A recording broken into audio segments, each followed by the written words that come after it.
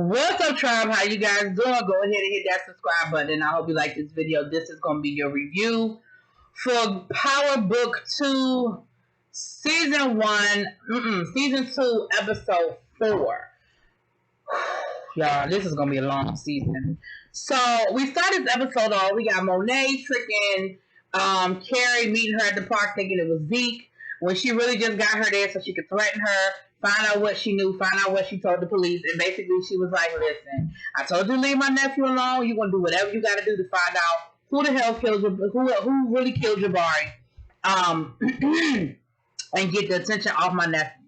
And Carrie was like, I don't know if I can do that. She was like, that's not even an option. Like, she literally had a gun in her head and was like, I wasn't asking you if you wanted to do it. I was telling you that's what you have to do. Like, this wasn't a choice.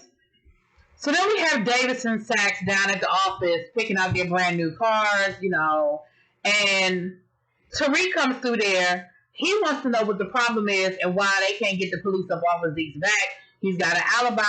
Plus, he heard from the grapevine, or through the grapevine, that they found a cop's gun at the crime scene and they're not even pursuing that lead. Now, Davis is like, cool, we got something to work with. Sachs is like, it's not bothering you at all to find out that Tariq knows that there was a gun at the crime scene, information that the police didn't release. That's not sending up any red flags to you. And we know Davis don't give a damn. Like, Sachs is still thinking like a prosecutor and not thinking like a defense attorney. And so Davis is telling Sachs, listen, you are speaking with the DA. I'm going to need you to go and get as much information as you can. And Sachs is like, I can't keep using her for information because eventually she's going to figure out what I'm doing. Like, she's not stupid.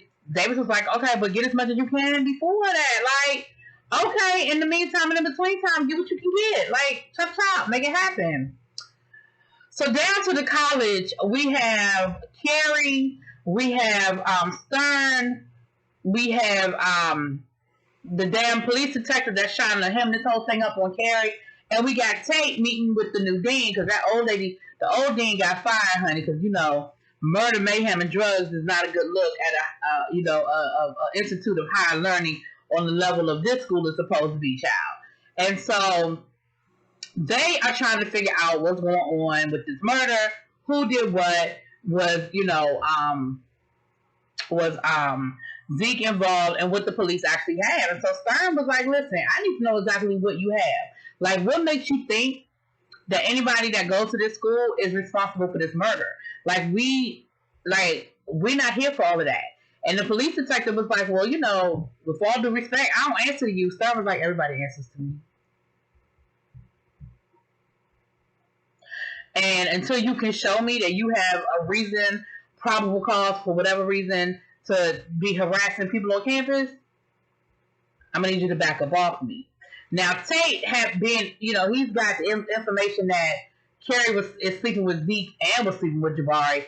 He's kind of throwing little innuendos and hints around to let Carrie know that he knows something, but not go too far, so to get Carrie all the way hemmed up.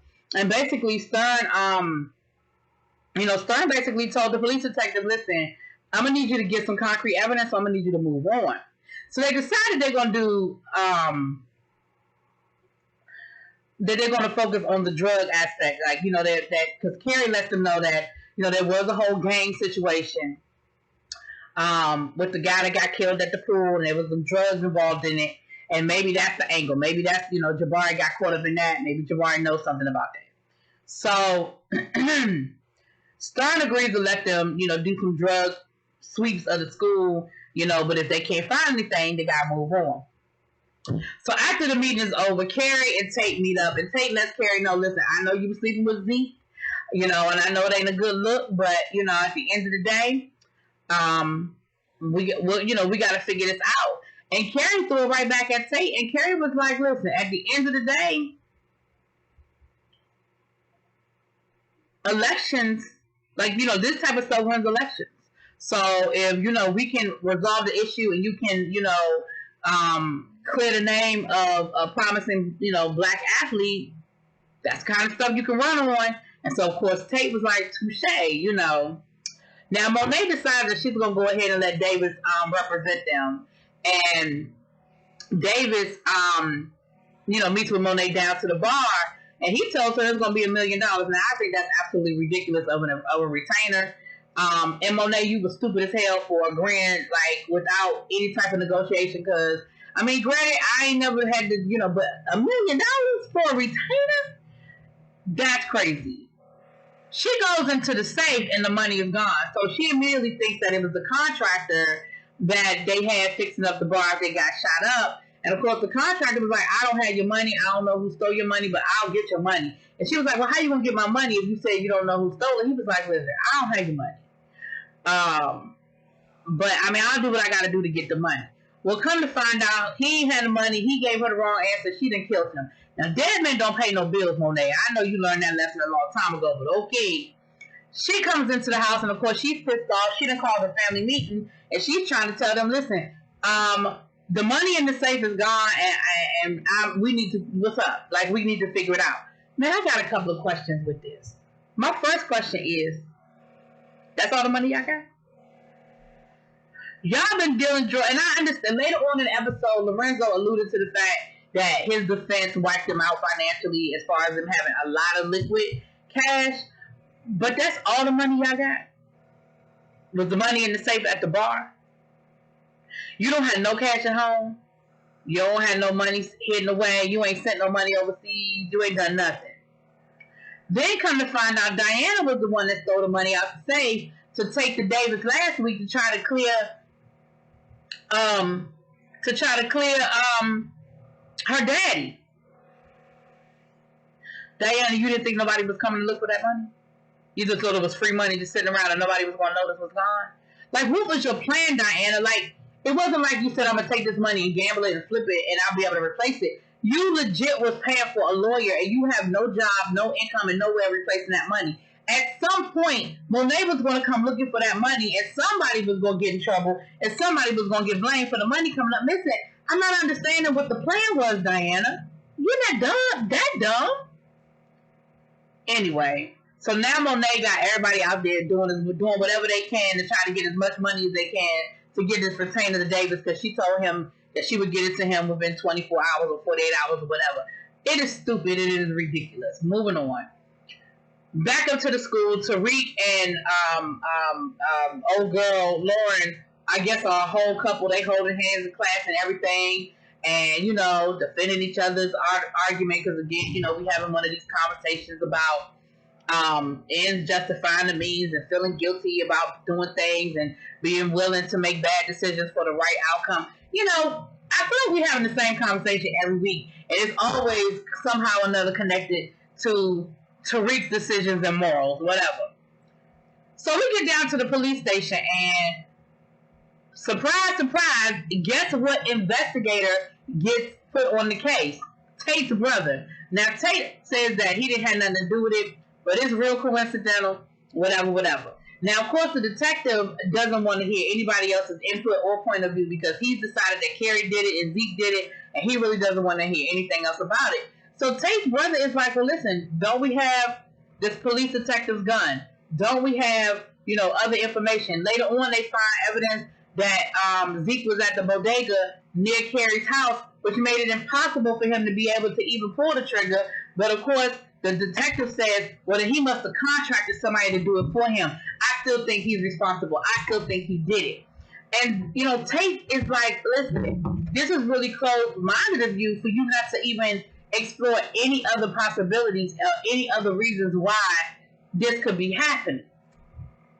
Now, while they arguing about that, child, we have Mecca done asked Kane to run a lick for him to go take the money from some dude that owe him some money. He said, listen, you bring me $50,000 back, anything over that, you can keep it to put towards, the legal defense fund, child. Because, Kane done told him that they're trying to get the money together to pay to pay Zeke's debt or whatever. Yaz done called Tariq crying and whining about wanting to go home and not wanting to be in the foster system, not being want to be in the foster house, and when he coming to get her, and of course it puts him in a bad situation because he's really trying to come and get her. Now later on in the episode, we see where he obtained footage from the liquor store the night that his grandmother got arrested with her buying all this damn boxed wine, and she done pushed down Yaz in the damn liquor store. Listen, I'm not here for this whole situation that they doing with the grandmother. Like, I'm fine with saying, okay, she's having some troubling times dealing with everything that's going on, because all of them going through some shit, right? But that was just a whole... Anyway, I don't even like what they're doing with that whole situation, but of course that's putting more pressure on Tariq to try to figure things out so he can get his sister, get custody of his sister. We see him meet up with the lawyer, aka Jeffrey, to try and get him to, he wants to petition the court to get custody of his sister. And he ain't really trying to help Tariq do it, but Tariq threatens him with, listen, if you don't help me, then I'm going to try to get custody. Then I'm going to try to get you removed as the trustee of my estate. People, they get money for that. You get money for being a trustee over somebody's estate. So I'm sure he don't want to lose that little bit of change, okay?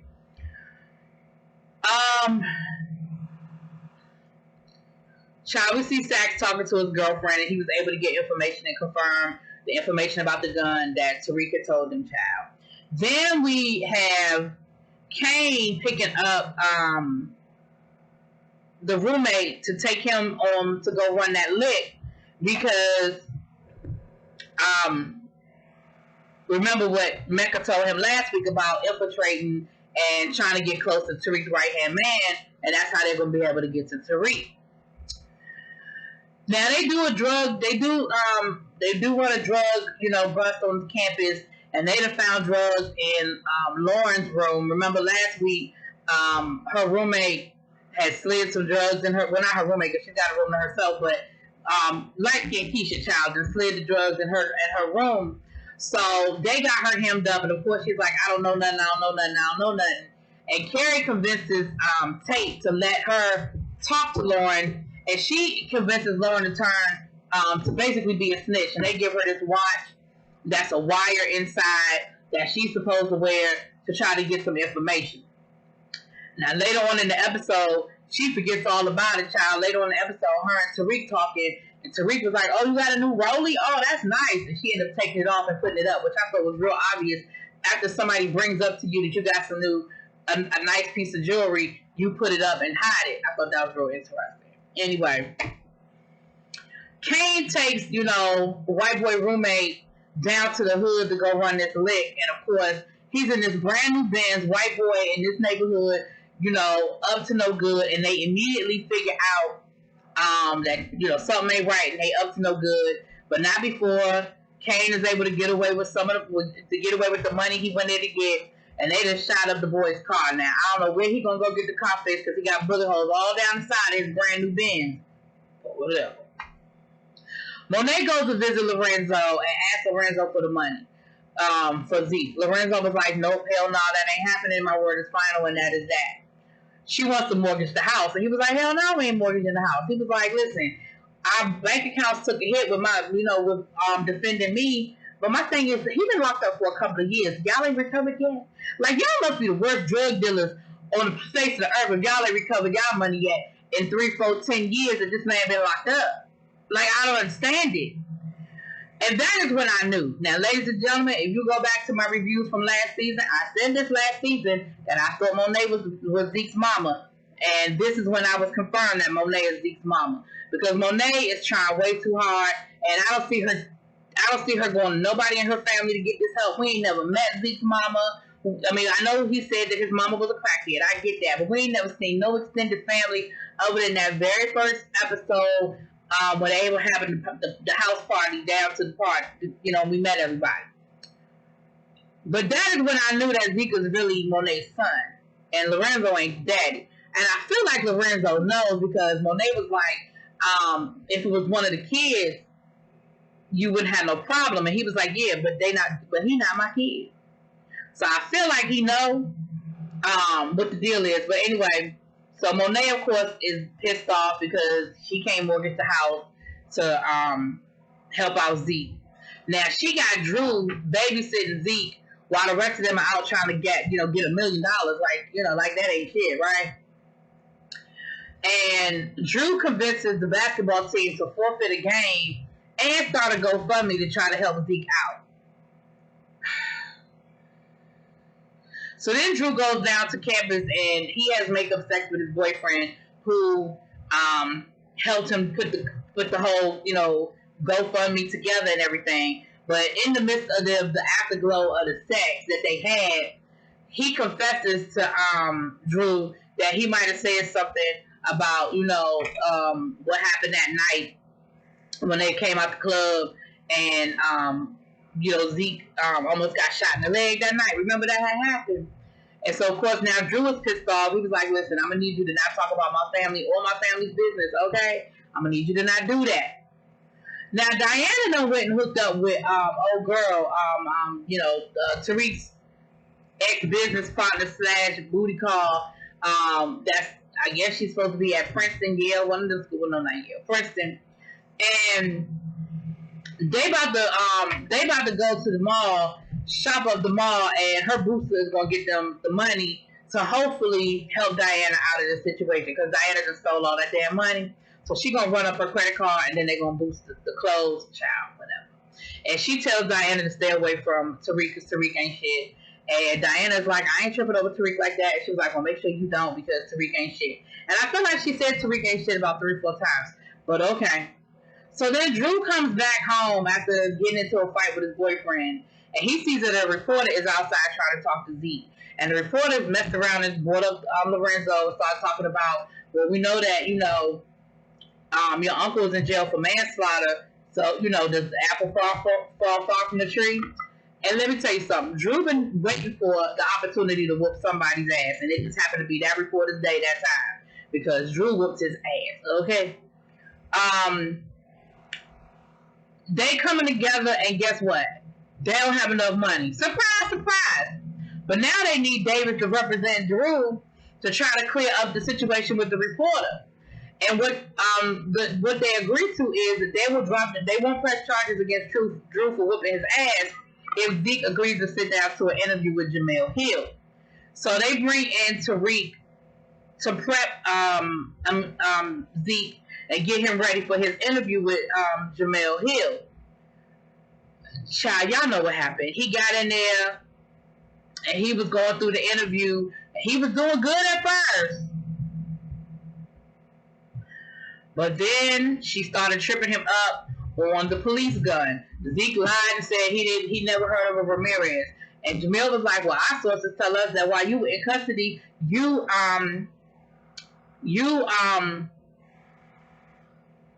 used Ramirez's PBA card. And Zeke was like, who told you that? What do you mean, who told you that? Oh, Lord, why you... See, now he's like... Because then he tried to say that Ramirez was just a fan. And Jemele was like, no, we've checked the records, and he never even went to any of your games. So, like, what's the connection? The police theory is that you hire Ramirez to perform the hit on Jabari. So, of course, Zeke got up. He's looking all kinds of guilty. He gets up, and he walks up out of there. Monet,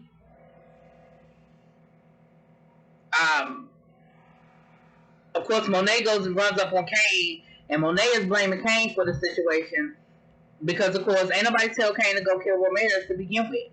And she tells Kane, you need to go and dig that body up so they can find the body and know that he was dead before the murder even took place. So their theory is out the window. Zeke has an alibi. Ramirez didn't do it, and hopefully that'll clear Zeke's name. And that's when he confesses to Monet that Tariq knew about the whole situation, that Tariq the one that got the damn gun. And she was like, so you knew this whole time what the deal was? You ain't said shit. And he was like, well, I hope you still got that same energy for Tariq. She was like, I'll deal with Tariq. But in the meantime and in between time, you need to go take care of this. And don't fuck it up. And he was like, well, what if it blow back on me? She was like, that's your bed. You got to light in it. Because ain't nobody tell you to go kill the cop. Now, I missed the part, my bad. I missed the part where he robbing jewelry stores with rich white boy, okay? He got him out here robbing jewelry stores with no mask on. Now, Kane got a mask on, but the white boy don't, and they left a witness. They left the man alive. I'm not understanding what you're thinking. Like, don't you know better than that? Like, I'm not advocating for nobody to get killed. Let's be clear. But if you gonna be running licks and the person with you got a ski mask on and you don't, sir and ma'am. Now, granted, because of who your family is and the fact that y'all just, white, you might get off, but that's not before Kane gonna be worried about whether you gonna snitch and tell the story. Now, after all of this is said and done, Davidson sent a text to Monet saying, "Don't worry about it. Your dad, the money came through. I got the $1 million." So now Monet is really tripping because now Monet is like, "The fuck?" But of course, she knows who did it. She goes to Mecca and she's like, "Listen, cut the bullshit. What are you doing here?" And he was like, "Nah, you cut the bullshit. When you gonna tell me?" And he was like, "Tell you what?" And she was like, he said, "Oh, tell you when you gonna tell me that Zeke is really our son?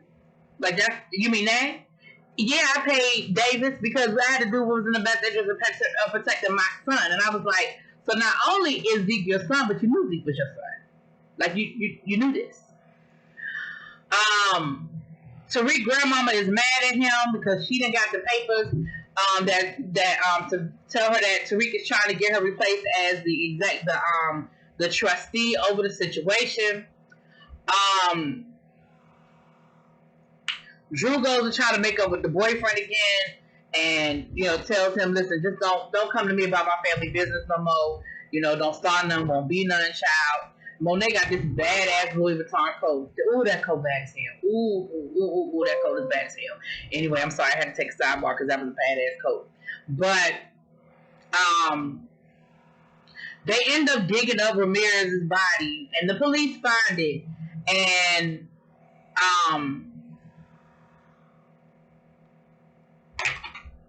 Kane ends up planting his badge in Tariq's drawer. So hopefully, I guess they're going to, tip off the police or something. So now they're trying to set Tariq up for the murder. Because, at the end of the day, Tariq did take the kill shot.